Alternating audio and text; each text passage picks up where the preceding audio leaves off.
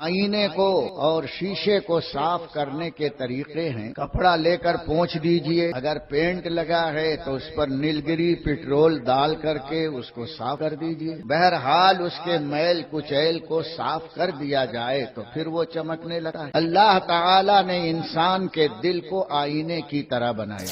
اب رہا عمل کی سیاہی تو یہ اوپر سے ہے، ذرا سا توبہ کر لو، اللہ کی بارگاہ میں رو لو اور گناہ نہ کرنے کا پکا ارادہ کر لو تو پروردگار عالم اس تمہارے دل کو صاف کر دیتا ہے۔ اور جب دل اوپر سے اور اندر سے صاف ہوتا ہے تو سب جلوے اس میں نظر آتے ہیں۔ یہ صرف زمین ہی کا نہیں، آسمان کے بھی جلوے نظر آتے ہیں۔ اور ایسا مسلمان یہاں بیٹھا ہے اور یہاں سے مدینہ پاک بھی نظر آتا ہے، بغداد مقدس بھی نظر آتا ہے۔ اس کو ادھر ادھر جانے کی ضرورت نہیں ہے، دل کے آئینے میں ہے تصویر یار۔ جب ذرا گردن جھکائی دیکھ لی، جب گردن جھکاتا ہے تو جلوہ یار نظر آتا ہے، کبھی لوح محفوظ نظر آتا ہے، کبھی عرش معلیٰ کی تجلیات نظر آتی ہیں۔ جس طرف توجہ کرتا ہے اس کو تا سارا عالم منکشف ہو جاتا ہے۔ یہ ولایت کے الگ الگ درجات ہیں۔ ولی کیسے سفر کرتا ہے؟ اس کے لیے بھی عالم ناسوت، عالم ملکوت، عالم جبروت، عالم لاہوت اور سیر فی اللہ، یہ 5 مقامات ہیں، سیر اللہ اور سیر فی اللہ۔ یاد رکھنا حضور اکرم صلی اللہ تعالی علیہ وسلم نے ارشاد فرمایا ہے کہ بندے مومن اللہ کا ولی جو ہوتا ہے ینظرو بنور اللہ، اللہ کا جو ولی ہوتا ہے وہ آنکھوں سے نہیں اللہ کے نور سے دیکھتا ہے، اور اللہ کے نور سے جو دیکھتا ہے صرف اوپر نہیں دیکھتا اندر بھی دیکھتا ہے۔ جیسے یہ روشنی اور ایکس رے کی روشنی دونوں میں کچھ فرق ہے۔ یہ روشنی صرف اوپر کو بتاتی ہے کہ کالا شرٹ ہے کہ پیلا شرٹ ہے، لال ٹوپی ہے یا سفید ٹوپی ہے، لیکن ایکس رے مشین میں جو روشنی ہوتی ہے وہ سینے کے اندر کیا کیا خرابی ہے، دل میں کیا خرابی ہے، کڈنی میں کیا خرابی ہے، وہ ایکس رے مشین کی روشنی اندر کو بتاتی ہے اور فوکس کی روشنی باہر کو بتاتی ہے۔ ایسے ہی ہماری آنکھ کی روشنی باہر کو دیکھتی ہے اور جو خدا کے نور سے دیکھتا ہے وہ دل کو دیکھا کرتا ہے۔ اور حضرت جبریل بھی کہہ رہے حل لکا حاجتون، کچھ حاجت ہو تو کہیے۔ جناب خلیل نے اپنی خلت کا مقام بتایا، اے جبریل تم سے بھی نہیں کہتا۔ تو جبریل نے کہا جو حاجت پوری کرتا ہے اس سے کہو، تو حضرت خلیل نے کہا اس سے بھی، میں اس سے بھی حاجت نہیں مانگتا اور تم سے بھی نہیں مانگتا، میرا مقام خلت تو یہ ہے کہ جلانا چاہتا ہے تب بھی راضی ہوں اور بچانا چاہتا ہے تب بھی راضی ہوں۔ اب عالم جبروت کس کو کہتے ہیں؟ عالم جبروت اس کو کہتے ہیں کہ وہاں پر اللہ کی صفتوں کی تجلیات نظر آتی، ایک ہے ذات ایک ہے صفت، اللہ کی ذات اور اللہ کی صفت۔ جیسے مولانا کی ذات اور مولانا کی صفت، مولانا کی ذات کہتے ہیں غلام مصطفیٰ، یہ تو ان کی پرسنالٹی ہوئی، اور ان کی صفت مولانا محتمم صاحب، قاری صاحب، جو انہوں نے خصوصیات حاصل کی ہے، مولانا ان کی صفت ہے، ذات نہیں ہے۔ انوار رضا کا محتمم ان کی صفت ہے، ذات نہیں ہے۔ قاری ہیں، یہ قاری ہونا ان کی ذات نہیں ہے، ان کی صفت ہے۔ اب تو جتنی شعر تھی ایک ہی آن میں خواجہ نصیر الدین چراغ دہلوی علیہ الرحمہ نے اپنے مرید خاص، اپنے خلیفہ خاص کو کتنی دیر میں شعر کروا دی۔ گھٹنا چوما، عالم ناسوت کو دیکھا، پیر چوما، عالم ملکوت کو دیکھا۔ جب آپ نے گھوڑے کی سم چومی تو عالم جبروت کو دیکھا، اور جب زمین کو بوسا دیا تو عالم لاہوت نظر آیا۔ کیا سمجھے؟ زمین کے بعد اب خاکساری کا کوئی درجہ نہیں۔ ہمارا تو دل صاف تھا الحمدللہ، ہم نے بتا دیا کہ اہل سنت جو کرتے ہیں اس سے اہل سنت کے افراد تو کر لیتے ہیں، لیکن عقیدہ اہل سنت کا اس سے کوئی تعلق نہیں۔ لیکن اب آؤ دیوبندی حضرات کی بھی کچھ بدعتیں سن لو۔ ان سے خائف ہے دین کے دشمن سے خائف ہے دین کے دشمن، رضوی خنجر ہے اشرف الفقہاء، رضوی خنجر ہے اشرف الفقہاء۔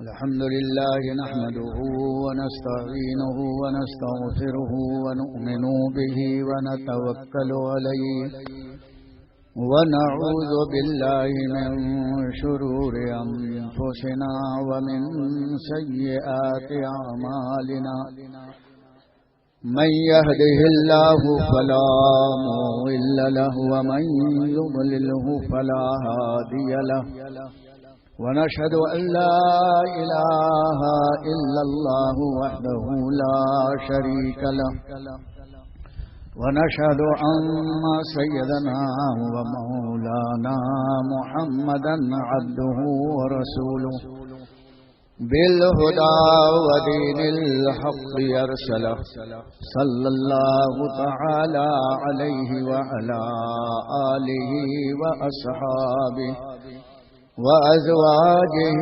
وذرياته وأهل بيته وعلماء ملته وأولياء أمته أجمعين برحمتك يا أرحم الراحمين، أما بعد فأعوذ بالله من الشيطان الرجيم، بسم الله الرحمن الرحيم، قد أفلح من زكاها وقد خاب من دساها، صدق الله مولانا العظيم، إن الله وملائكته يصلون على النبي، يا أيها الذين آمنوا صلوا عليه وسلموا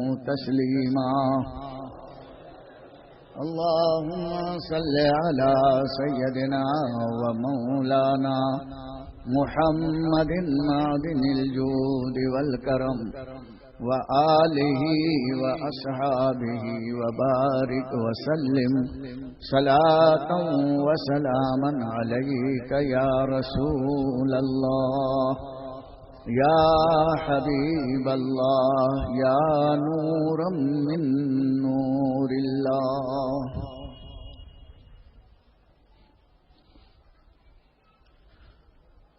میرے دوستوں اور بزرگوں،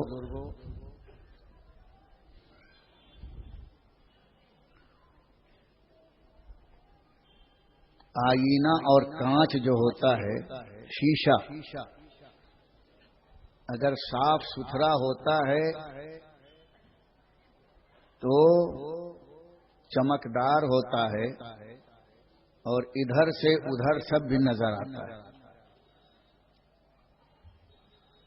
اور اگر اس پر مٹی، کالا رنگ یا اور ایسی ہی کوئی چیز لگا دی جائے تو وہ آئینہ، وہ شیشہ بدنما بھی ہو جاتا ہے، اس کی چمک بھی ختم ہو جاتی ہے، اور آر سے پار جو نظر آتا ہے وہ کچھ نظر نہیں آتا۔ آئینے کو اور شیشے کو صاف کرنے کے طریقے ہیں، کپڑا لے کر پونچھ دیجئے، اگر پینٹ لگا ہے تو اس پر نیلگری پٹرول ڈال کر کے اس کو صاف کر دیجئے، بہرحال اس کے میل کچیل کو صاف کر دیا جائے تو پھر وہ چمکنے لگتا ہے۔ اللہ تعالی نے انسان کے دل کو آئینے کی طرح بنایا، لیکن جب انسان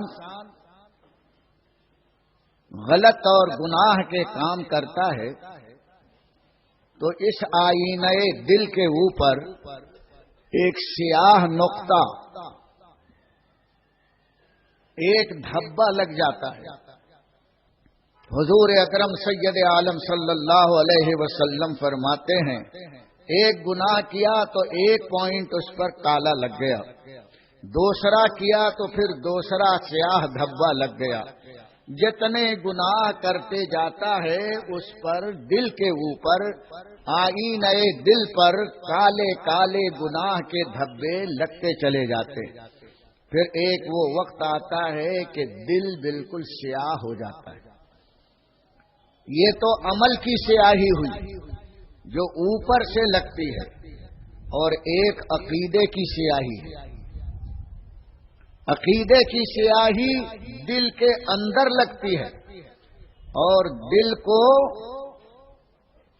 صاف کرے، اگر اوپر سے صاف بھی کر دیا جائے اور کانچ کے اندر اگر سیاہی گھس گئی ہے تو وہ جلدی صاف نہیں ہوتی۔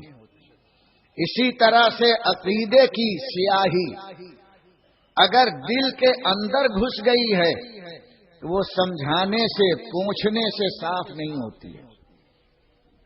اس کے لیے تو بس دوبارہ کلمہ پڑھے اور اپنے اس گستاخی سے، کفر سے، بدعقیدگی سے توبہ کرے، تب اس کا آئینہ دل صاف ہوتا ہے، ورنہ وہ جلدی صاف نہیں ہوتا ہے۔ اور دل کی صفائی پر ہی آخرت کی کامیابی کا دار و مدار ہے۔ اللہ تعالی فرماتا ہے قد افلح من زکاہا، جس کا دل اور جس کا باطن صاف رہا وہی آدمی کامیاب رہا۔ سب سے بڑی سیاہی اور سب سے بڑی غلاظت عقیدے کی غلاظت ہے۔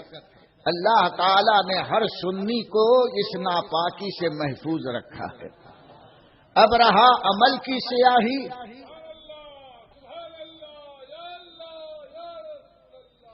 اب رہا عمل کی سیاہی تو یہ اوپر سے ہے۔ ذرا سا توبہ کر لو، اللہ کی بارگاہ میں رو لو، اور گناہ نہ کرنے کا پکا ارادہ کر لو تو پروردگار عالم اس تمہارے دل کو صاف کر دیتا ہے۔ اور جب دل اوپر سے اور اندر سے صاف ہوتا ہے تو سب جلوے اس میں نظر آتے ہیں۔ یہ صرف زمین ہی کا نہیں، آسمان کے بھی جلوے نظر آتے ہیں۔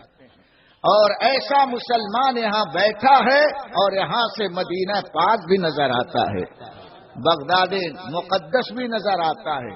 اس کو ادھر ادھر جانے کی ضرورت نہیں ہے، دل کے آئینے میں ہے تصویر یار، دل کے آئینے میں ہے تصویر یار۔ جب ذرا گردن جھکائی دیکھ لی، جب گردن جھکاتا ہے تو جلوہ یار نظر آتا ہے، کبھی لوح محفوظ نظر آتا ہے، کبھی عرش معلی کی تجلیات نظر آتی ہیں۔ جس طرف توجہ کرتا ہے اس کو تا سارا عالم منکشف ہو جاتا ہے۔ یہ ولایت کے الگ الگ درجات ہیں۔ حاجی کب بنتا ہے بتائیے؟ حج کرتا ہے تبھی تو، اور حج کرنے کے لیے اگر سورت سے جائے تو اس کو سورت اپنا شہر چھوڑنا پڑے گا کہ نہیں پڑے گا؟ شہر چھوڑے نہیں ہو بولے میں حاجی بن گیا تو کیسے ہو سکتا؟ نہیں ہو سکتا نا۔ سورت چھوڑ کر کے وہ کہاں جاتا ہے؟ ایئرپورٹ جاتا ہے۔ آپ کے سورت میں ایئرپورٹ ہے لیکن حج کے لیے نہیں ہے، بمبئی جانا پڑتا ہے۔ بمبئی جاتا ہے، وہاں ایک آدھ دن 2 دن رہتا ہے۔ حج کے لیے چلا ہے تو وہاں رکے گا نہیں، اسے بمبئی بھی چھوڑنا پڑے گا نا۔ وہ بولے میں یہیں رہوں گا اور حج ہو جائے گا، امپاسبل۔ بمبئی میں حج نہیں ہوتا۔ کیا بڑی بڑی بلڈنگوں کو کعبہ سمجھ کے طواف کرے گا؟ نائی کے بعد جا کے منڈن کرا لے گا اور بولے میں نے عمرہ کر لیا تو ہو سکے گا؟ اسے بمبئی بھی چھوڑنا پڑے گا۔ اور بمبئی چھوڑ کر جب پلین سے چلے گا تو کہاں پہنچے گا؟ جدہ۔ جدہ میں بھی زیادہ دیر تک وہ نہیں رکتا، گھنٹے، 2 گھنٹے، 4 گھنٹے، 5 گھنٹے، بس اس کو اتنی دیر وہاں روکا جاتا ہے۔ اب جدے سے اب وہ چلے گا تو کہاں پہنچے گا؟ مکہ پہنچے گا۔ گھر میں جا کر کے اپنے روم میں سامان رکھے گا اور وہاں 10-15 دن گھر میں نہیں رہتا ہے۔ سب کچھ کرنے کے بعد نہا دھو کر کہاں جاتا ہے؟ کعبے تک پہنچتا ہے۔ سمجھ گئے؟ شہر چھوڑا، بمبئی چھوڑا، جدہ چھوڑا اور مکہ چھوڑا، کہاں پہنچا؟ کعبے کے پاس۔ کتنے ہو گئے اسپاٹ؟ 5 ہو گئے نا۔ 5 جگہوں پر وہ پہنچتا۔ تھوڑا سا پانی لینا۔ درود پاک پڑھ لیجئے۔ اللہم صلی علی سیدنا و مولانا محمد و آلہ و اصحابہ و بارک وسلم۔ کل سردی لگ گئی تھی تو کل سے کھانسی شروع ہو گئی۔ درود پاک پڑھ رکھیے۔ اب جا کر کے وہ وہاں پر طواف کرتا ہے، صفا مروہ کی صحیح کرتا ہے، عرفات کے دن عرفات میں رکتا ہے، منا کے دن منا میں رکتا ہے، مزدلفہ میں رکتا ہے۔ یہ سب حج کے پروسیجر ادا کر کے پھر منڈن کراتا ہے۔ منڈن کرانے کے بعد اب وہ حاجی کہلاتا ہے۔ یہ ہے آخری منزل جو حج کر کے آتا ہے اسے حاجی کہتے ہیں۔ اسی طرح ولی کو بھی بہت کچھ چھوڑنا پڑتا ہے۔ ولی ایسے ہی نہیں بن جاتا، ولی کے لیے سفر کرنا پڑتا ہے۔ اس کا سفر نظر نہیں آتا۔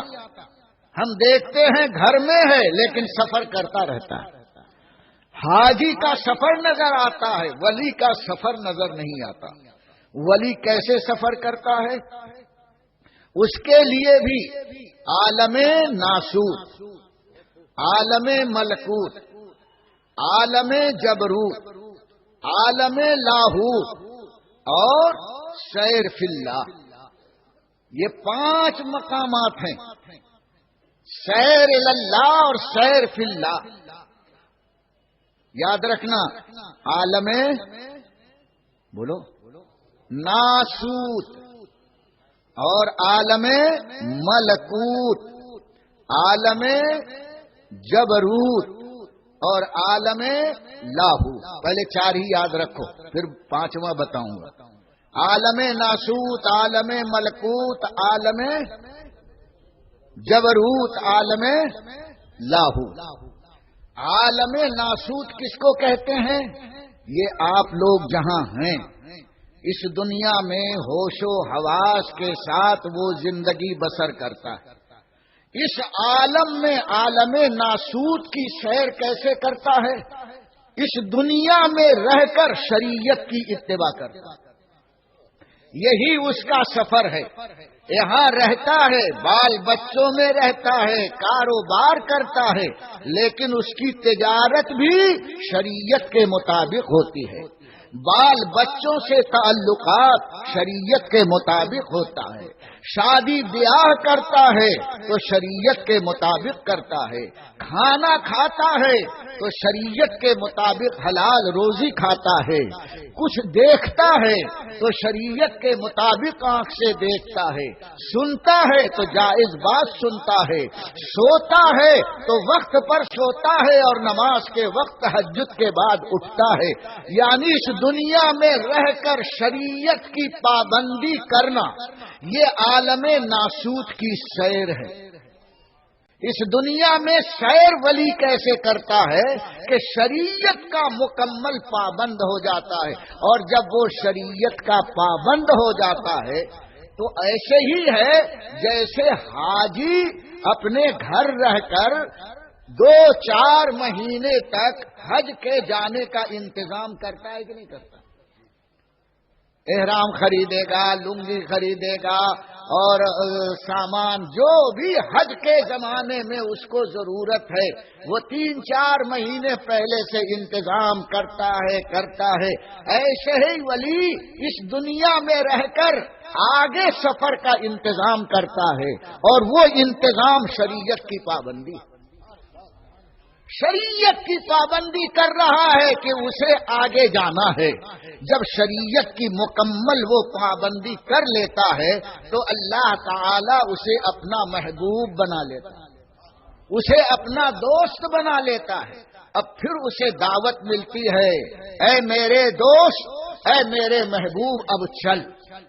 اب وہ کہاں چلتا ہے؟ ایسی جگہ جاتا ہے جس کو عالم ملکوت کہتے ہیں. ملک کہتے ہیں فرشتے کو. فرشتوں کی دنیا میں اللہ اسے سیر کرواتا ہے، بیٹھتا ہے گھر میں اور فرشتوں کے دنیا میں سیر کرتا رہتا ہے. بال بچے دیکھتے ہیں ابا یہاں ہے، لیکن اللہ تعالی کی روحانی مدد ایسی ہوتی ہے کہ گھر میں رہتا ہے اور جبریل سے بات کرتا رہتا ہے، گھر میں رہتا ہے، فرشتوں کے ساتھ چلتا پھرتا رہتا ہے، گھر میں رہتا ہے اور فرشتوں کی دنیا کی سیر کرتا رہتا ہے. یہ کسے ملتی ہے؟ جو شریعت کا پورا پابند ہو جاتا ہے، اسے عالم ملکوت کی سیر پروردگار عالم کروا دیتا ہے. عالم ملکوت کی جب سیر کرتا ہے تو فرشتوں سے ہر وقت اس کا ملنا جلنا ہوتا ہے. ان دونوں مقامات کو قرآن مجید بیان کر رہا ہے. ان الذین قالوا ربنا اللہ ثم استقاموا، جنہوں نے اسلام کو مان لیا، خدا کی توحید کو تسلیم کر لیا اور پھر شریعت پر قائم ہو گئے، ہر کام شریعت کے مطابق کرنے لگا. جب وہ شریعت کے مطابق کرتا ہے تو اللہ فرماتا ہے تتنزل علیہم الملائکہ، پھر ہر وقت فرشتے اس کے پاس آتے جاتے ہیں.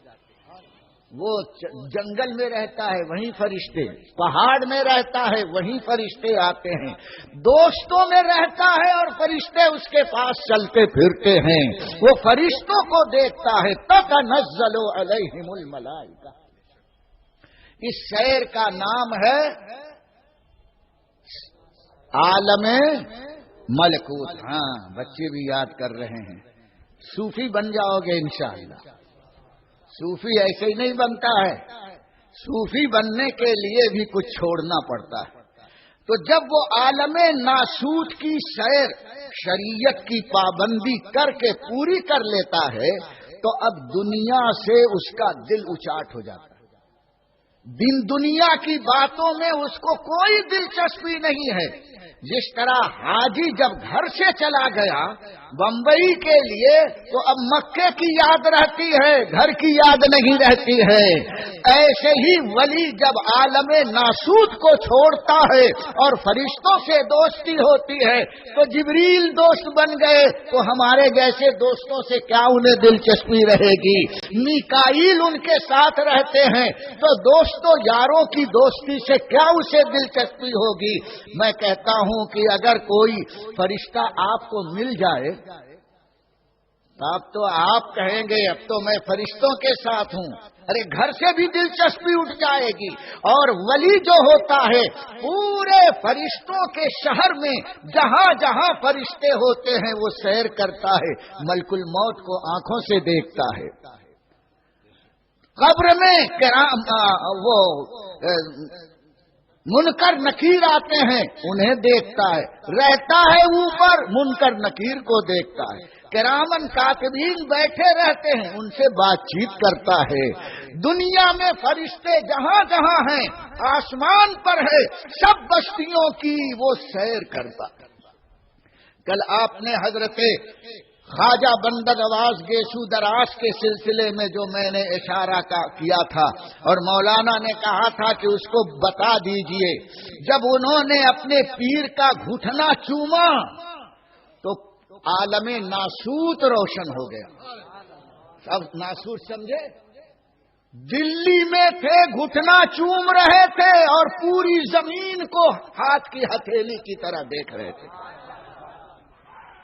ये है आलमे नासूत मुनकशिफ हुआ। उसमें यही लफ्ज है कि ख्वाजा बंदा नवाज ने कहा, जब मैंने अपने शेख, अपने पीर के घुटने की को बोसा दिया तो आलमे नासूत रोशन हो गया। क्या मतलब?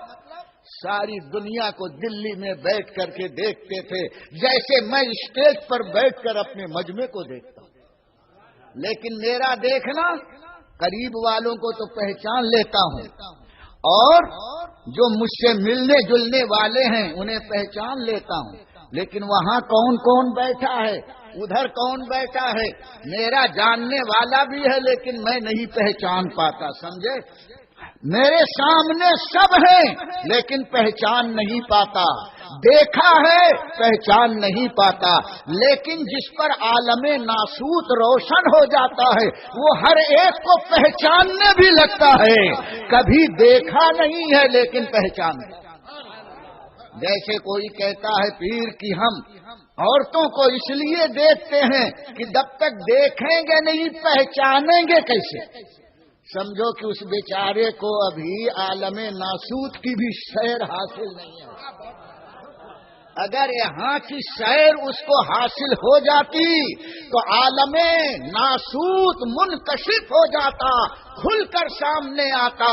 और जो चेहरा अगर काफिर का है, बोलता नहीं लेकिन पहचानता कि इसके दिल में काफिर है, कुफ्र है। मुनाफिक अगर आता तो वली अपनी आंख से देखकर बता देता कि इसके दिल में निफाक है। गुस्ताखे रसूल आता तो वो देखकर चेहरा बता देता कि ये गुस्ताखे रसूल है।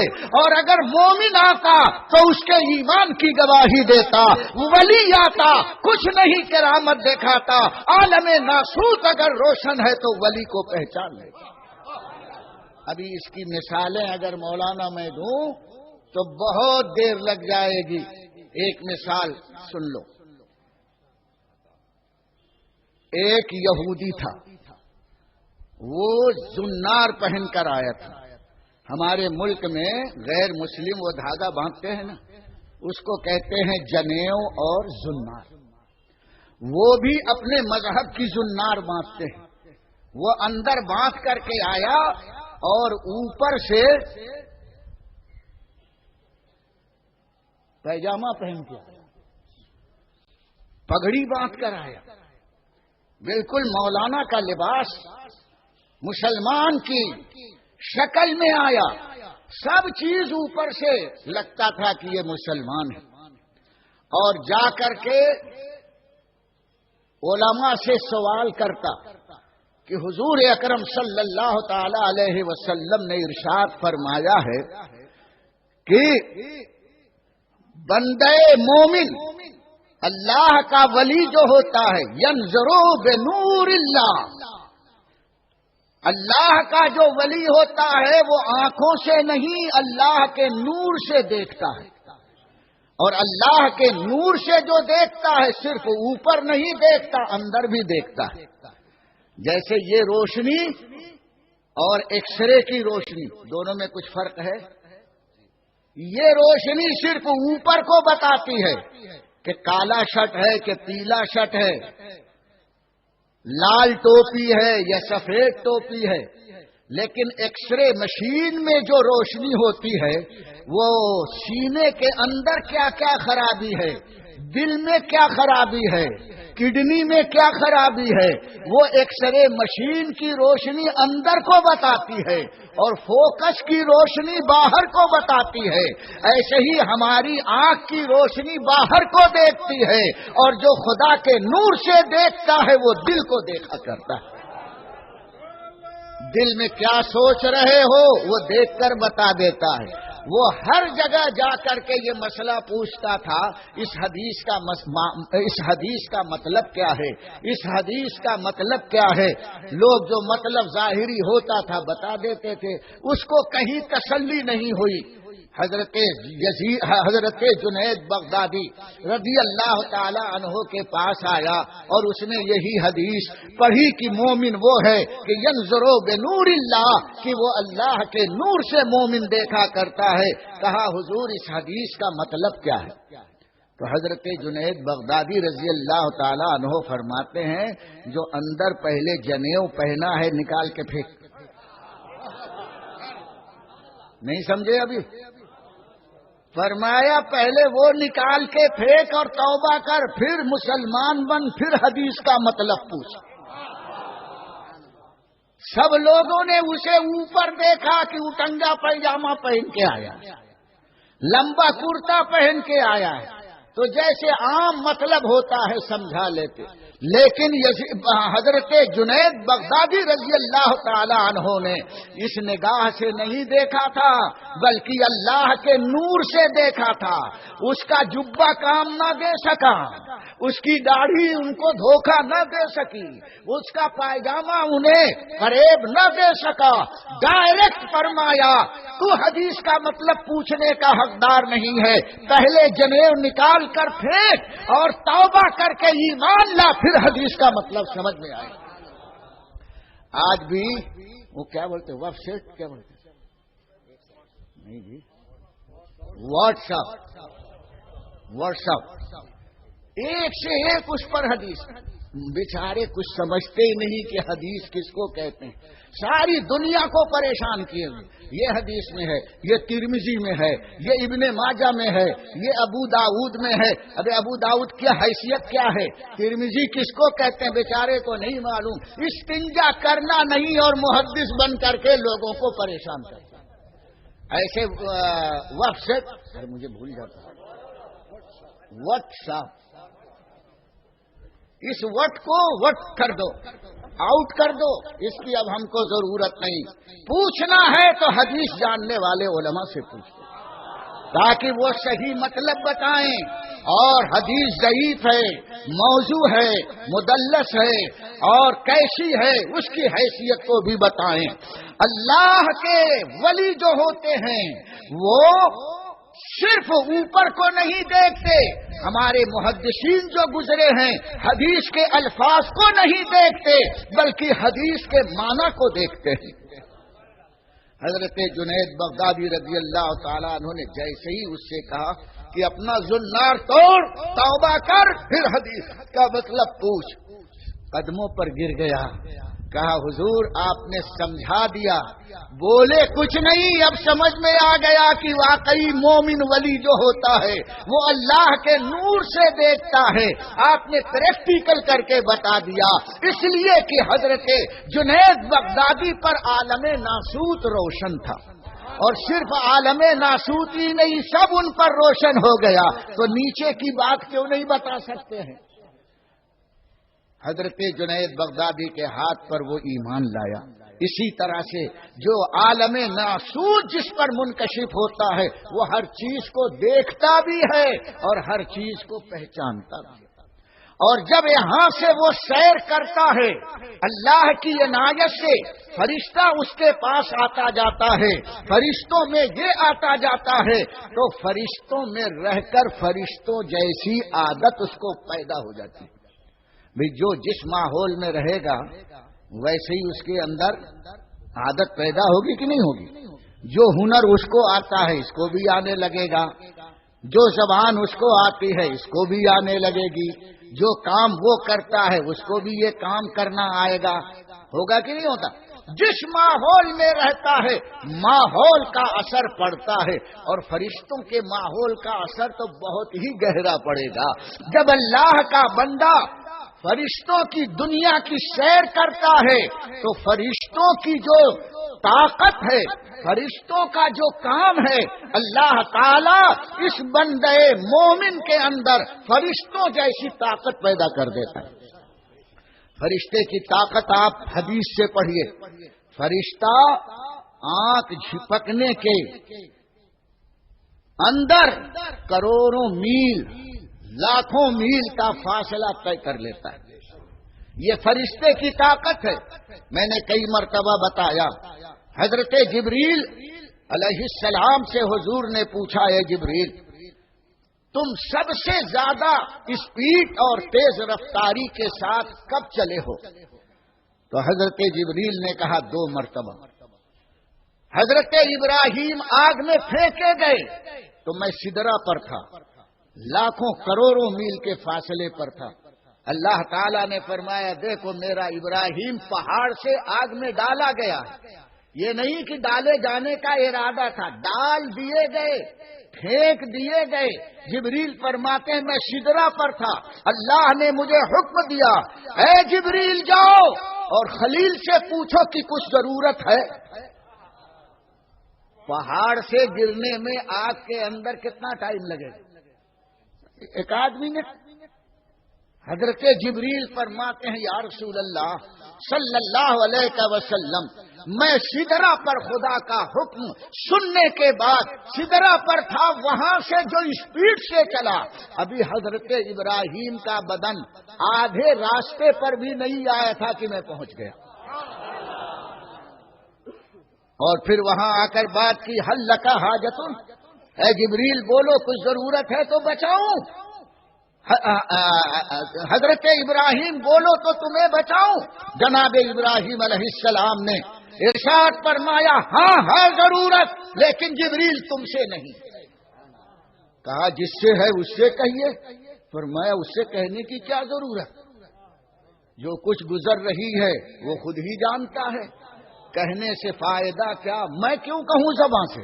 اگر بچانا چاہتا ہے تو اس کی رضا ہے، جلانا چاہتا ہے اس کی رضا ہے، میں اس کی رضا میں خوش ہوں۔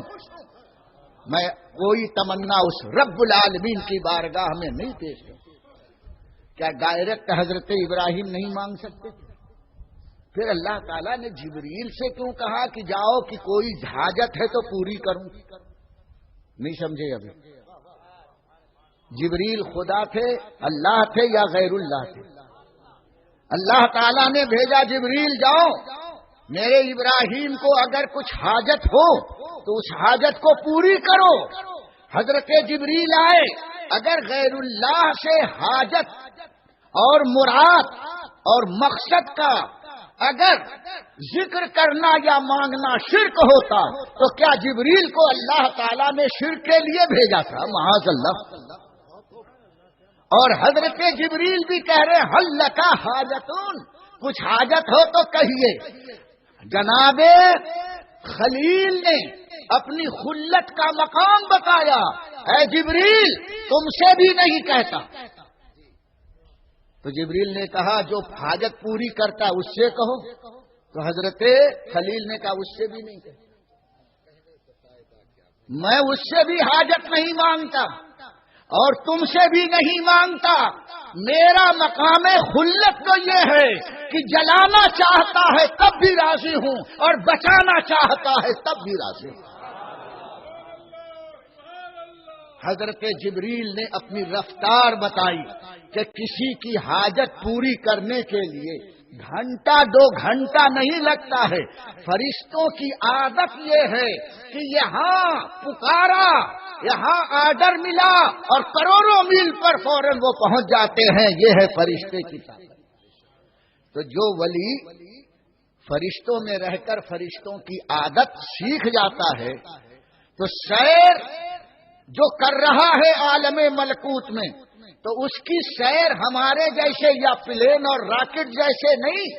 اگر مشرق میں کوئی مصیبت زدہ ہو اور مغرب میں غوث اعظم ہے تو ارشاد فرماتے ہیں اگر مصیبت زدہ مجھے پکارے گا تو میں ویسٹ میں رہوں گا، وہ ایسٹ میں رہے گا، میں پچھم دشا میں رہوں گا، وہ پورب دشا میں رہے گا۔ لیکن اگر پکارا تو فرماتے ہیں مجھے جانے کی ضرورت نہیں، ہاتھ بڑھا کر کے میں اس کے کھلے ہوئے سطر کو ڈھک دوں گا۔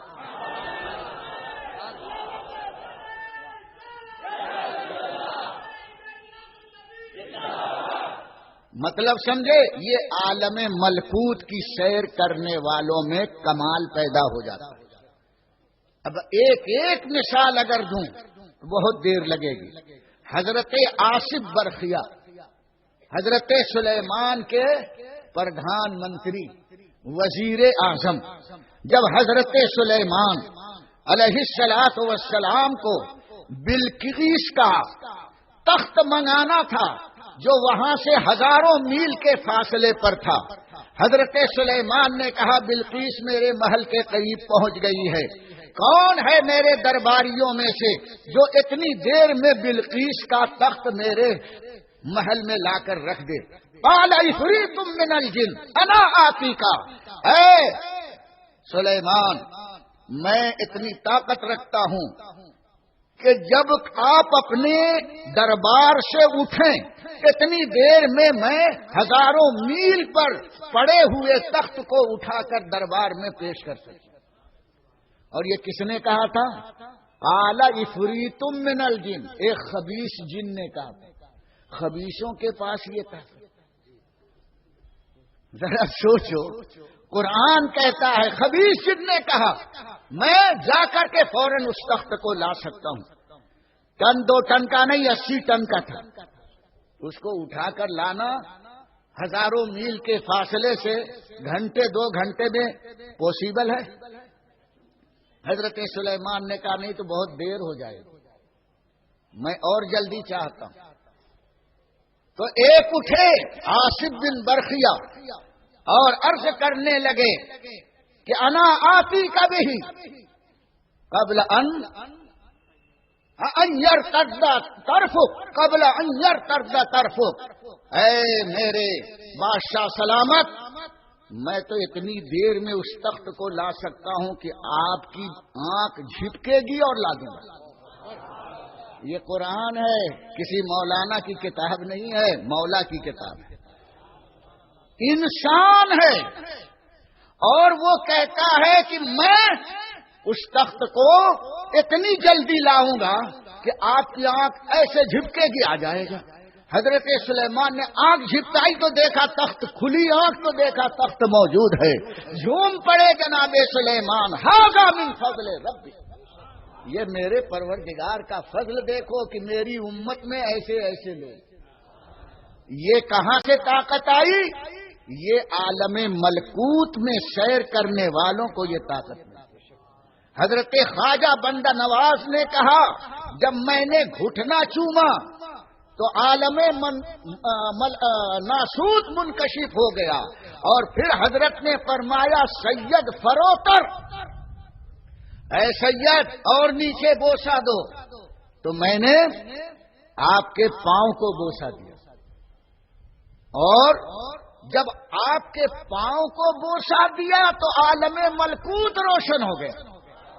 اتنی دیر میں عالم ناسوت کی بھی سیر کر لیا اور فرشتوں کی دنیا کی بھی سیر کر لیا، اور جو وہاں کی سیر کرتا ہے وہاں کی طاقتیں اور خصوصیات لے کر پھر دنیا والوں کو فیض پہنچایا کرتا۔ کچھ سمجھے؟ بہت محنت کر رہا ہوں سمجھانے کے لیے۔ 2 سیر ہو گئی، پہلی سیر، دوسری سیر ملکوت۔ جو ملکوت کی سیر کرتا ہے اس میں فرشتوں جیسا اخلاق، فرشتوں جیسی عادت، فرشتوں جیسا پاور، فرشتوں جیسی طاقت اس کے اندر پیدا ہو جاتی ہے۔ جو فرشتہ کام کرتا ہے یہ اللہ کا بندہ وہ کام کرتا ہے۔ جب وہ فرشتوں جیسی طاقت، علم، پاور، خصوصیت حاصل کرتا ہے، جب اس میں مکمل ہو جاتا ہے پھر اللہ تعالی اس کی دستگیری فرماتا ہے اور فرماتا ہے اے بندے اب اس دنیا سے، اس عالم سے اور آگے چل ترقی کر۔ پھر وہ عالم جبروت، ہاں یاد رکھا ہے، عالم جبروت میں پہنچتا ہے۔ اب عالم جبروت کس کو کہتے ہیں؟ عالم جبروت اس کو کہتے ہیں کہ وہاں پر اللہ کی صفتوں کی تجلیات نظر آتی ہیں۔ ایک ہے ذات، ایک ہے صفت، اللہ کی ذات اور اللہ کی صفت۔ جیسے مولانا کی ذات اور مولانا کی صفت۔ مولانا کی ذات کہتے ہیں غلام مصطفیٰ، یہ تو ان کی پرسنالٹی ہوئی، اور ان کی صفت مولانا، मोहतमीम साहब, कारी साहब, जो इन्होंने खुसूसियात हासिल की है, मौलाना इनकी सिफत है, जात नहीं है। अनवारे रजा का मोहतमीम इनकी सिफत है, जात नहीं है।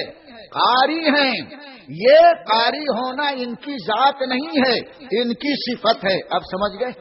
ऐसे ही खुदा की जात और अल्लाह की सिफत। अल्लाह की जात अल्लाह है और रज़्ज़ाक़ होना अल्लाह की सिफत है। खालिक होना अल्लाह की सिफत है। कादिर होना अल्लाह की सिफत है। क़य्यूम होना अल्लाह की सिफत है। मुतकल्लिम होना अल्लाह की सिफत है। ये 99 जो नाम आप पढ़ते हैं ये सब अल्लाह की सिफत है और अल्लाह उसकी जात का नाम है। तो पहले जब आलमे जबरूत में बंदा पहुंचता है तो अल्लाह की रज़्ज़ाक़ियत के जलवे देखता है, अल्लाह की खालिकियत का जमाल देखता है, अल्लाह की कुदरत उसके सामने आती है। किस तरह आती है? अल्लाह की कुदरत देखना है तो सूरज को देखो, अल्लाह की कुदरत देखना है तो आसमान को देखो, अल्लाह की कुदरत देखनी है तो जमीन को देखो। हम सिर्फ देखते हैं, वो अल्लाह की सिफत के जमाल को सिर्फ देखता नहीं है, उसकी तह तक पहुंचकर समझता भी है। अल्लाह रज़्ज़ाक़ है तो उसका मतलब क्या है हम अपनी जबान से उसका मतलब नहीं बयान सकते। ये औलिया अल्लाह जो हैं अल्लाह ताला की सिफत के मजहर बन जाते हैं। किस तरह मजहर बनते हैं? अल्लाह की सिफत में जलाल भी है, अल्लाह की सिफत में कमाल भी है, जमाल भी है, अल्लाह की सिफत में रहमत भी है, अल्लाह की सिफत में क़हार भी है, अल्लाह की सिफत में जब्बार भी है। कुरान फरमाता इन्न बतश रब्बिका लशदीद, तेरे रब की पकड़ बहुत सख्त है। जब वो पकड़ता है तो उसकी पकड़ से कोई छुड़ा नहीं सकता। जब बंदे मोमिन अल्लाह की सिफतों का जमाल देखता है तो उसमें भी पकड़ने की ऐसी मजबूत ताकत होती है कि वो बैठा बैठा जिस चीज को चाहे पकड़ ले तो उसकी पकड़ से कोई छुड़ा नहीं सकता। हजरत गौसे पाक रज़ी अल्लाह ताला अन्हु अपने मदरसे में बैठे हैं और जहाज डूब रहा है ताजिरों का, वहीं से पुकारा या गौसल मदद। आपने आवाज सुनी भी और अपने चादर में यूं हाथ डाला और बैठ गए। थोड़ी देर में हाथ निकाला तो आपका इतना हाथ भीगा हुआ, इतना हाथ भीगा हुआ था। पकड़ बता रहा हूं, जाने की जरूरत नहीं पड़ती है। सैकड़ों टन लदा हुआ पानी का जहाज दरिया में डूब रहा है, बस डूब चुका था समझो। गौसे पाक ने यहां से पकड़ा, कितनी मजबूत पकड़ है। यूं पकड़ा और माचिस की डब्बी जैसे किनारे लाकर रख दिया। सारे मुसाफिर जो भीग गए थे सही सालिम घर पर लौटे। उन्होंने देखा कि दरिया से एक हाथ निकला है, तो जो मुरीदीन थे पहचान गए ये तो हमारे पीर का हाथ है। इसी हाथ में हाथ दे करके हम मुरीद हुए थे। गौसे पाक के हाथ को भी पहचानते थे। गौसे पाक नजर नहीं आए, हाथ नजर आया, लेकिन पीर के हाथ को भूला नहीं सच्चा मुरीद। आजकल तो मुरीद होते तो चेहरे को भूल जाते हैं, कहाँ का पीर कहाँ का फकीर। जब दौलत आ गई तो सब भूल जाते हैं। वो चाहते पीर साहब हमको सलाम करें, सलाम वालेकुम। पीर साहब फोन करें कि मैं आ गया हूं सूरत में, तुम्हारे यहाँ कब दावत है। मैं तो कहता हूं ये गरीब मुसलमान जो है ना, ये अपनी नजरे अकीदत को पीरों के तलवे की तरह बिछा कर रखे,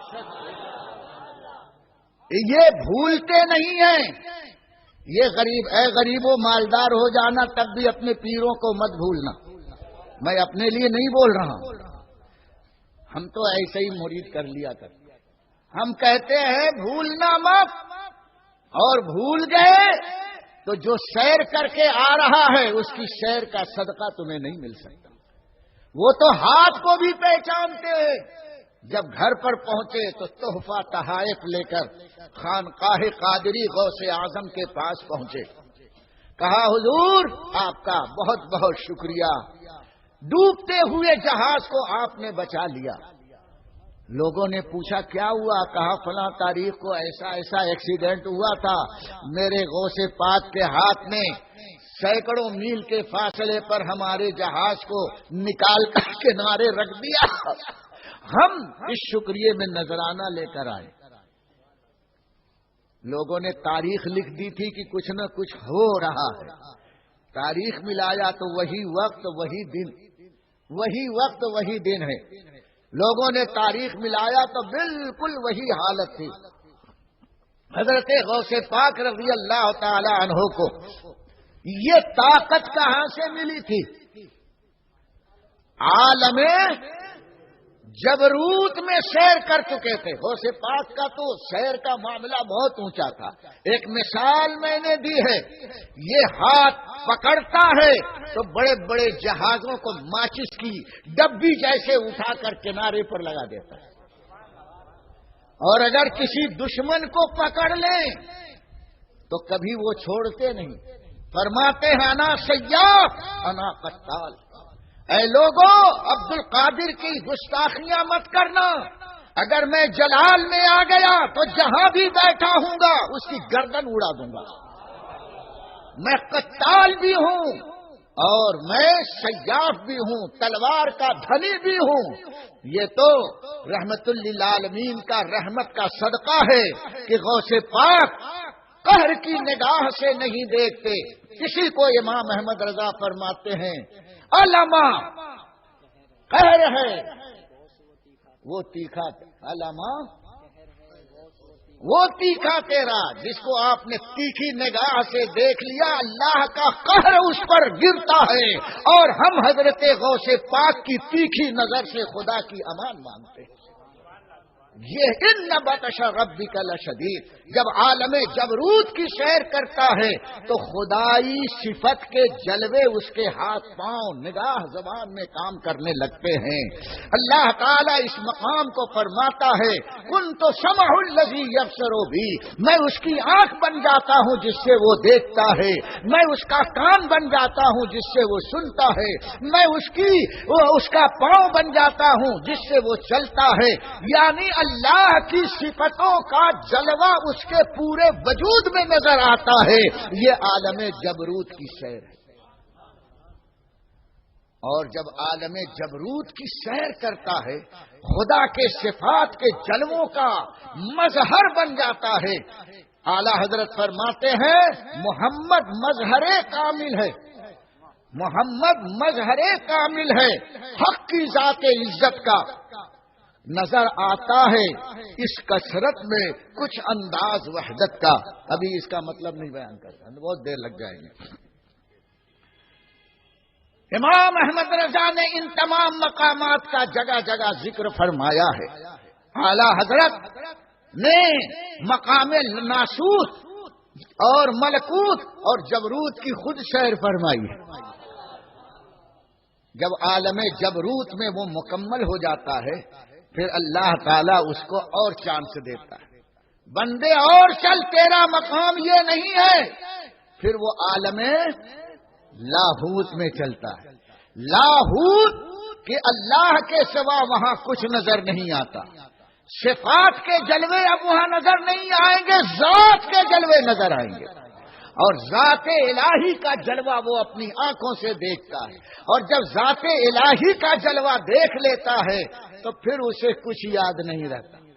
وہ ایسے مقام پر پہنچتا ہے کہ عقل، ہوش، علم سب کچھ بھول دیتا ہے.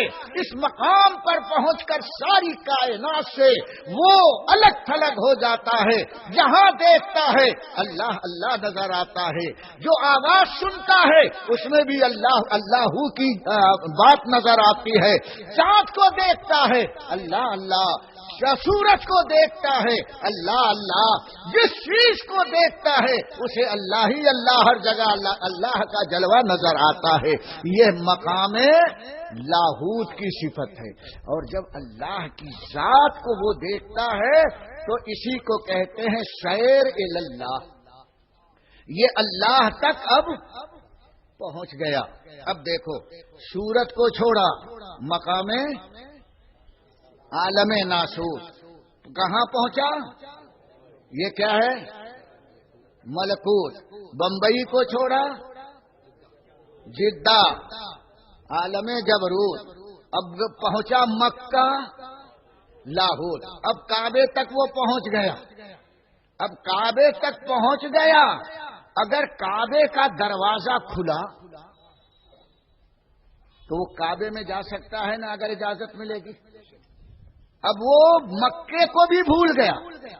अब वो काबे में जाकर काबे को सिर्फ देखता है। ऐसे ही सब चीजों को वो भूल जाएगा। जब काबे में पहुंचेगा, अल्लाह का वली जब होता है, अल्लाह की जात में फना हो जाता है, गुम हो जाता है, तो कुछ उसको नजर नहीं आता। हर जगह अल्लाह ही अल्लाह नजर आता है, अल्लाह ही अल्लाह की आवाज सुनता है। काबे में पहुंच गया, न मक्का नजर आ रहा है, न जद्दा नजर आ रहा है, न बंबई नजर आ रहा है, न उसके बच्चे याद आ रहे हैं। अरे काबे में पहुंचने के बाद सब भूल जाता है। इधर देखा तो काबा, उधर देखा तो काबा, इधर देखा तो काबा, इधर देखा तो काबा। चारों तरफ काबे की दीवार ही तो होगी। काबे के बाहर रहेगा, काबे की तरफ मुंह करेगा तो काबा नजर आएगा, और मुंह अगर फेर लेगा तो काबा नजर नहीं आएगा ना। लेकिन काबे के अंदर जब रहेगा तो जिस तरफ सर घुमाएगा काबा काबा काबा काबा काबा। जब अल्लाह के जलवों में जात में गुम हो जाता है तो जिस तरफ देखता है अल्लाह, जिस तरफ देखता है अल्लाह, अल्लाह ही अल्लाह, अल्लाह ही अल्लाह, अल्लाह ही अल्लाह। ये वो मकाम है मेरे दोस्त, यहाँ वली जो होता है कामिल होता है। इसको कहते हैं वली कामिल। आला हजरत फरमाते हैं जो तेरा तिफल है कामिल है या गौस, तुफेली का लक़ब वासिल है या गौस। अभी इस मकाम की निशानदही नहीं करता मैं। ये है वली कामिल। हमारे दादा पीर सैयदना अबुल हसन नूरी, अबुल हुसैन नूरी महरवी फरमाते हैं अपनी किताब में, ये कामिल है लेकिन मुकम्मल नहीं है। वली कामिल हो गया जब अल्लाह तक पहुंचा, और सैर फिल्लाह जब करता है तो ये वली मुकम्मल होता है और हर चीज को भुला देता है। लेकिन अभी उसकी शख्सियत लोगों को ज्यादा फायदा नहीं पहुंचाती। उस वक्त अक्ल, होश, इल्म सब गुम हो जाता है। फिर अल्लाह ताला करम फरमाता है और फिर उस बंदे को होश देता है, उसका इल्म देता है, और जितनी दुनिया आलम मलकूत जबरूत वगैरह की सैर करके जो कुछ उसने ताकत और पावर हासिल किया है सब अल्लाह उसको लौटा देता है, और होशो हवास में फिर दुनिया वालों की तरफ तवज्जो के लिए तैयार फरमाता है। अब ऐसा वली जो होता है उसकी जात से दुनिया को फैज मिलता है, और जो हमेशा मजजूब होता है उससे फैज मिले चाहे ना मिले, ये जरूरी नहीं है। मजजूबों से फैज का हासिल करना जरूरी नहीं है, मिलता जरूर है। लेकिन जो सालिक होता है सैर फिल्लाह करके और फिर बंदों की हाजत रवाई के लिए अल्लाह ताला इस दुनिया की तरफ उसकी तवज्जो फेर देता है, तो अब उसका फैज ही फैज होता है। रसूल अकरम सल्लल्लाहु ताला अलैहि वसल्लम के मानने वालों को ये मकाम परवरदिगार आलम ने अता फरमाया। हजरत ख्वाजा बंदा नवाज फरमाते हैं, जब मैंने घुटना चूमा तो आलम नासूत मुनकशिफ हुआ, और जब मैंने पैर चूमा तो आलम मलकूत मुनकशिफ हुआ, और फिर हजरत ने फरमाया सैयद फरोतर, और नीचे। तो अब पैर के बाद क्या था? घोड़े का खुर, فرمایا گھوڑے کی سم میں نے چوم لیا. جب گھوڑے کی سم چوما تو عالم جبروت نظر آنے لگا, خدا کی صفات کے جلوے کھل گئے. پھر حضرت نے فرمایا سید فرو کر, اے سید اور نیچے چومو. تو اب گھوڑے کے ٹاپ کے نیچے کیا تھی؟ زمین.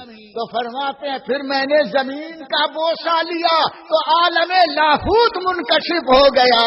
تو جتنی شعر تھی ایک ہی آن میں خواجہ نصیر الدین چراغ دہلوی علیہ الرحمہ نے اپنے مرید خاص, اپنے خلیفہ خاص کو کتنی دیر میں شعر کروا دی.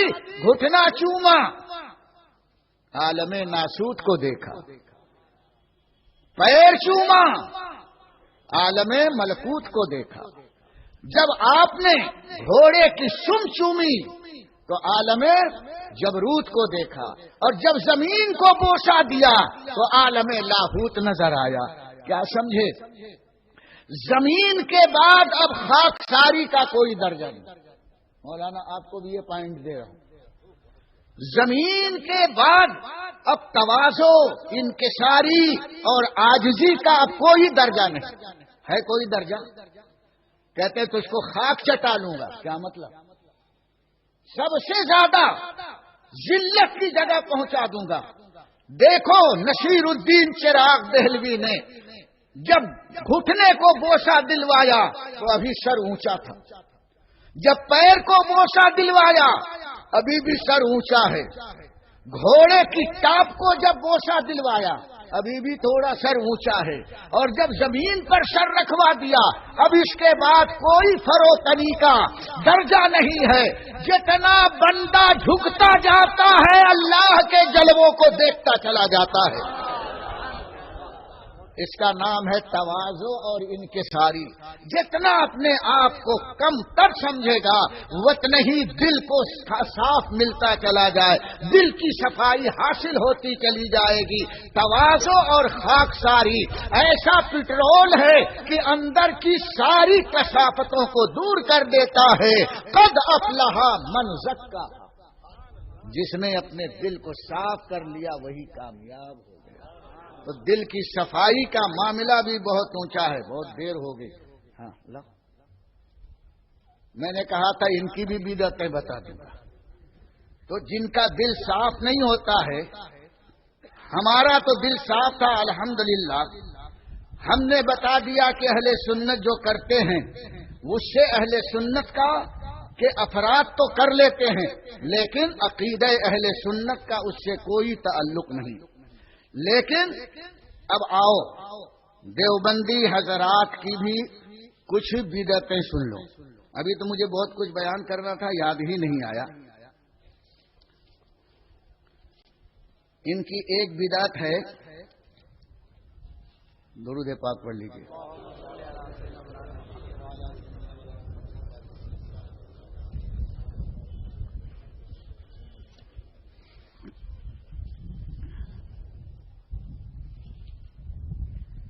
سنیے,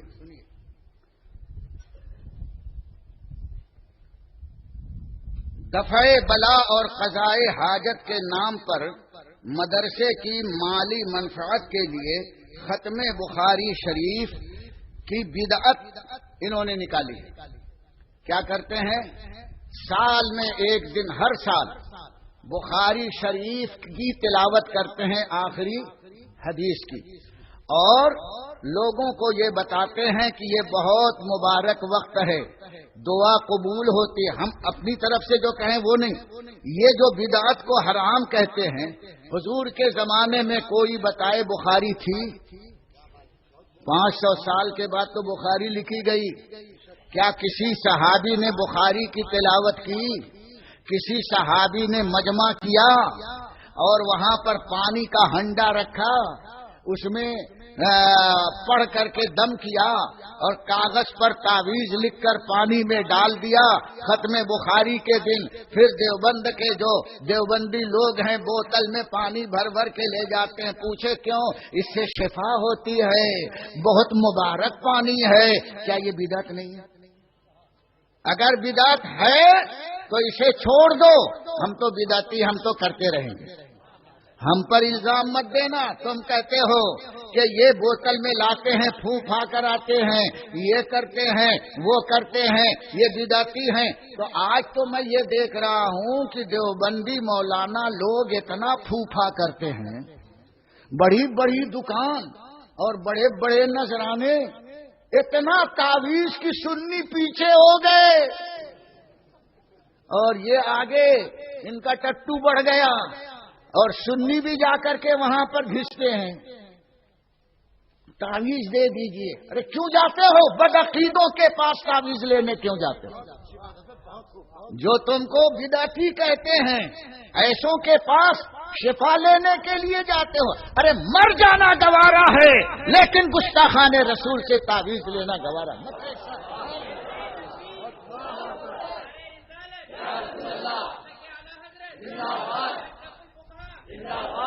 میں سب کو چیلنج دیتا ہوں، ختم بخاری کی بدعت دیوبند میں رائج ہے، چل رہی ہے، اور اس وقت لوگوں کا مجمع کیا جاتا ہے۔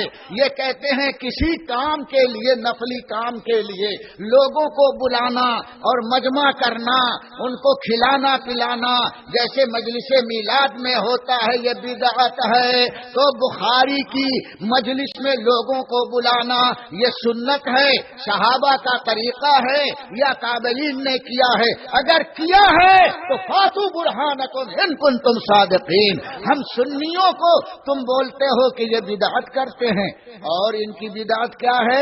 دستار بندی کا جلسہ کرتے ہیں۔ ہم تو کرتے ہیں، بدعتی ہیں، ہم پر اعتراض مت کرنا۔ تم کہتے ہو ہر نیا کام جہنم میں لے جانے والا ہے۔ تو آپ بتاؤ کہ جب کسی صحابی نے پورا علم حاصل کیا تو حضور نے جلسہ کیا، اسٹیج بنایا، روشنی کی، پگڑی باندھی، لوگوں کو کھانا کھلایا، کچھ تو نہیں کیا۔ نہ صحابہ نے کیا، نہ تابعین نے کیا۔ اور یہ بدعت کی تعریف ڈیفینیشن ہی بتاتے ہیں، جس کو حضور نے نہیں کیا، صحابہ نے نہیں کیا، تابعین نے کیا کہ بدعت۔ اسٹیج لگایا میلاد کے لیے، بولے بدعت۔ روشنی کیا تو بولے بدعت۔ اب دیوبند میں کیا ہوتا ہے؟ ہر سال دستار بندی کے لیے جلسہ ہوتا ہے، اسٹیج لگایا جاتا ہے، روشنی کی جاتی ہے، سب کو کھانا کھلایا جاتا ہے، مقررین کو اسٹیج پر بٹھا کر کے اور واعظ کہلایا جاتا ہے۔ دارالعلوم دیوبند کی تاریخ، مولانا قاسم کی ہسٹری یہ بیان ہوتی ہے۔ میں ان سے پوچھنا چاہتا ہوں کہ میلاد کے جلسے میں کیا ہوتا ہے؟ اسٹیج لگتا ہے، روشنی ہوتی ہے، مٹھائی بانٹی جاتی ہے، کہیں بریانی کھلائی جاتی ہے، مقررین آ کر کے رسول اکرم صلی اللہ علیہ وسلم کی سیرت بیان کرتے ہیں، حضور کا میلاد بیان کرتے ہیں۔ تم دارالعلوم کا میلاد کرتے ہو، اپنے مولانا قاسم کی سیرت بیان کرتے ہو۔ یہ تمہارا نصیب ہے، یہ سنیوں کا نصیب ہے کہ اسٹیج بنا کر ہم مصطفیٰ کی سیرت بیان کرتے ہیں۔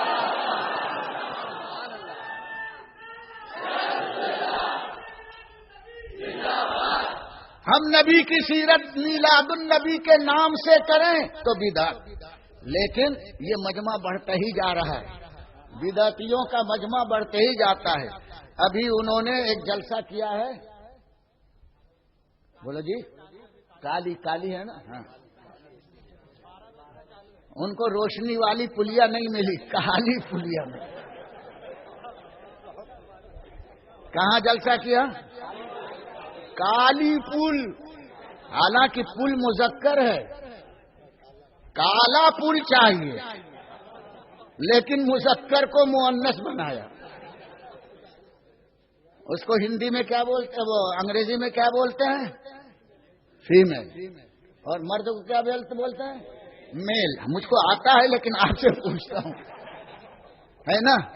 تو جو میل تھا اس کو کیا بنایا؟ کالی پل۔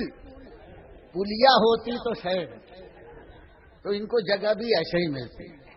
ہمارے ہاں ملا ہے رانی کا ہاں، ارے نہا لو تو پاک ہو جاؤ، اور کالی پل میں گئے تو اور کالے بن کے آؤ گے. سمجھ میں بات آئی؟ وہاں بینر دیکھا کیا لگا ہے؟ جشن عید میلاد النبی، سیرت النبی، جشن سیرت النبی. ہم نے لکھا میلاد النبی، تو میلاد النبی لکھ دیا تو بدعت، اور سیرت النبی لکھ دیا تو جائز. ایک بھی دیوبندی عالم، جاہلوں سے نہیں پوچھ رہا ہوں، عالم بتائے کہ کبھی حضور نے سیرت النبی کا بینر لگایا؟ کسی صحابی نے لگایا؟ سیرت النبی کے جلسے کے لیے کرسیاں بچھائیں، تخت بچھائے، تو وہ اندھیرے میں کرتے ہیں کہ روشنی لگاتے ہیں؟ روشنی لگاتے ہیں کہ بالکل اندھیرے، جیسے کالی پلیا ہے ویسے ہی اندھیرے میں بک بک بک بک کرتے رہتے ہیں. ابھی تو کوئی پیچھے سے ایک تماچا مار کے چلا جائے گا تو پتہ ہی نہیں چلے گا کہ کس نے مارا. روشنی لگاتے ہیں. یہ روشنی لگانا کہاں سے ثابت؟ تو بولے ہم تھوڑی سی لگاتے ہیں. ابھی تھوڑی سی لگا، چاہے پیخانہ اتنا چاٹ یا ایک چمچ چاٹ، دونوں برابر ہو. بولے تھوڑے کا چاٹا تھا، ابھی تھوڑا چاٹ تب بھی ناپاک، اور ایک پورا چمچ بھر لے تب بھی ناپاک. تھوڑی روشنی لگایا تب بھی بدعت، اور زیادہ لگایا تب بھی بدعت. وہ بھی جہنم میں، یہ بھی جہنم میں. ان کی بدعت آج بھی ہے. ہم اگر جلسہ کریں تو عدت، اور آپ کریں تو عدت. یہ عدت گزارتے ہیں. لا حول ولا قوت الا باللہ. اتنی جلن ہے. تو ان کے ہاں بھی سالانہ جشن بھی ہوتا ہے. اور ان کے ہاں 100 سال جب گزر گئے تھے دارالعلوم دیوبند کا، تو بہت بڑا اسٹیج لگایا تھا.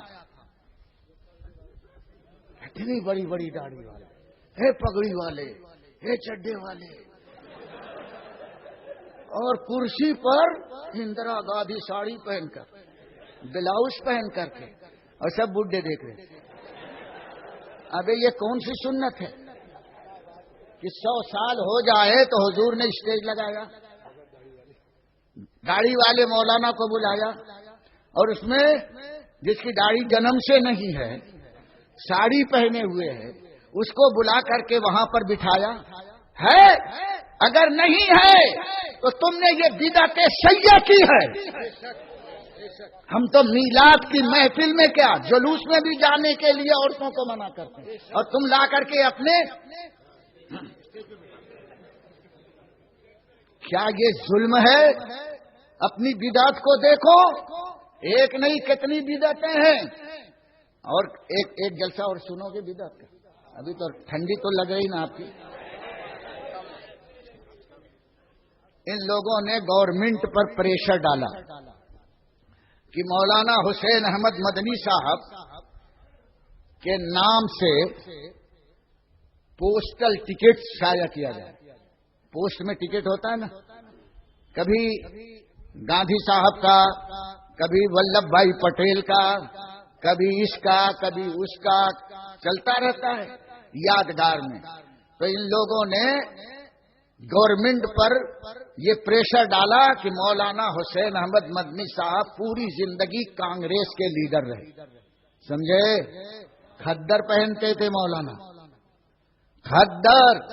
اور جب ان کا انتقال ہوا تو کھدر کا کفن بھی دیا گیا. ایک جنازے میں یہ گئے تو کہنے لگے جب تک کہ کھدر کا کفن نہیں پہناؤ گے میں جنازے کی نماز نہیں پڑھوں گا. یہ کون سی سنت ہے ذرا بتاؤ. ابھی اس پر تبصرہ نہیں کرتا، اور ثبوت مانگو گے تو سب میرے پاس ثبوت ہے.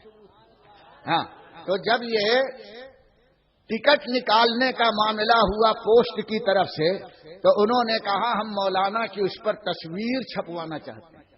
تو دیوبند والوں نے تصویر دے دیا. یہ ہمارے شیخ الاسلام صاحب کی تصویر، ان کا نام شیخ الاسلام تھا، شیخ الاسلام صاحب کی تصویر ہے. وہ پوسٹل ٹکٹ دیوبندیوں کے گھر میں بھی ہوگا، گورنمنٹ کے ریکارڈ میں ہوگا. ہوا میں فائرنگ نہیں کر رہا ہوں، وہ ٹکٹ آج بھی ہندوستان میں موجود ہے، اور دیوبندیوں نے یادگار کے لیے اپنے مولانا کے نام پر جاری کی ہوئی گورنمنٹ کی ٹکٹ کو اپنے پاس اس میں البم میں لگا کے رکھا ہے۔ کوئی جاتا دیکھو ہمارے مولانا صاحب کی ٹکٹ ہے، یہ کون سی سنت ہے؟ یہ تو بدعت حرام ہے، تصویر چھپوانے کے لیے دے رہے ہو۔ ہم نے کبھی گورنمنٹ سے کوئی نہ درخواست کی نہ تمنا کی کہ اعلی حضرت کے نام کی ٹکٹ نکالو۔ گورنمنٹ خود کہنے لگی اعلی حضرت کے نام کی بھی ٹکٹ نکال دی۔ بریلی سے انہوں نے کہا مولانا احمد رضا کے نام کی یادگاری ٹکٹ ہم پوسٹل ٹکٹ نکالنا چاہتے ہیں، آپ مولانا احمد رضا صاحب کی تصویر بھیجو۔ سارے علماء نے انکار کر دیا، ہم تصویر نہیں بھیج سکتے، ٹکٹ نکالو چاہے مت نکالو۔ تو انہوں نے یہ لہریا گنبد آج بھی سنیوں کے پاس اگر کہیں نہیں ہے تو رضا اکیڈمی میں جا کر کے گورنمنٹ نے پوسٹل ٹکٹ اعلی حضرت کے نام سے نکالا، لیکن تصویر چھاپنے کی کسی نے اجازت نہیں دیا ہے، تو گنبد کی تصویر چھاپی ہے۔ ان کے ہاں تو گنبد ہے ہی نہیں ہے،